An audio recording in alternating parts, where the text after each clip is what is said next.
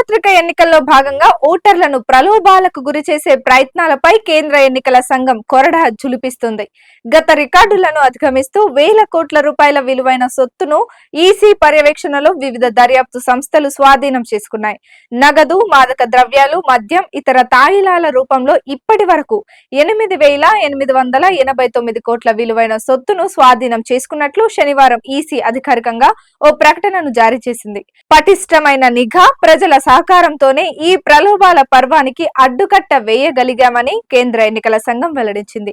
EC స్వాధీనం చేసుకున్న సొత్తులో దాదాపు సగభాగం అంటే 45% మాదక ద్రవ్యాల రూపంలోనే ఉందని తెలిపింది. మాదక ద్రవ్యాలు, ఇతర మాఫియా కార్యకలాపాల ద్వారా సమకూర్చుకున్న డబ్బును ఎన్నికల్లో ఖర్చు చేసేందుకు ప్రయత్నాలు జరిగాయని ఈసీ పేర్కొంది. నార్కోటిక్స్ కంట్రోల్ బ్యూరో వంటి జాతీయ దర్యాప్తు సంస్థలో కొందరిని నోడల్ అధికారులుగా నియమించి డ్రగ్స్ రవాణాపై ఉక్కుపాదం మోపినట్టు ఈసీ వెల్లడించింది. అవన్నీ సత్ఫలితాలిచ్చాయని, ఈ క్రమంలో ఇప్పటి వరకు 3,958 కోట్ల విలువైన మాదక ద్రవ్యాలను స్వాధీనం చేసుకున్నామని ఈసీ ప్రకటనలో స్పష్టం చేసింది. ఈ క్రమంలో కొన్ని భారీ ఆపరేషన్లను ఈసీ ఉదహరించింది.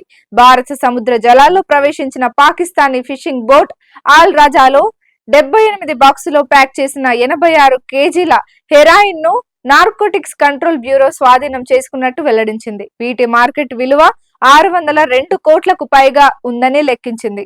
మరో ఆపరేషన్ లో గుజరాత్ లోని గాంధీనగర్, అమ్రేలీ ప్రాంతాలతో పాటు రాజస్థాన్ లోని జోధాపూర్, సిరోహా ప్రాంతాల్లో ఏకకాలంలో జరిపిన దాడుల్లో 124 లీటర్ల మెఫిడ్రోన్ లిక్విడ్ ను స్వాధీనం చేసుకున్నట్లు తెలిపింది.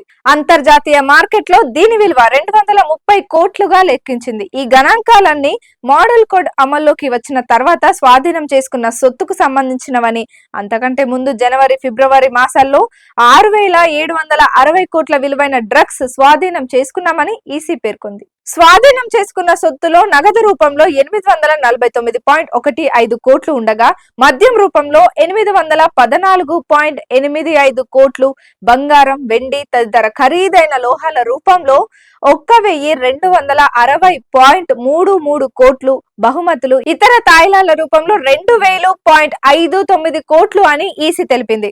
రాష్ట్రాల వారీగా చూస్తే అత్యధికంగా గుజరాత్ నుంచి 1,461.73 కోట్ల విలువైన సొత్తు స్వాధీనం చేసుకోగా, రాజస్థాన్ లో 1,133.82 కోట్లు, పంజాబ్ నుంచి 734.54 కోట్లతో ఆ తర్వాతి స్థానాల్లో నిలిచాయి. తెలంగాణలో 333.55 కోట్ల సొత్తు స్వాధీనం చేసుకోగా, ఆంధ్రప్రదేశ్ లో 301.75 కోట్లు స్వాధీనం చేసుకున్నట్లు ఈసీ వెల్లడించింది.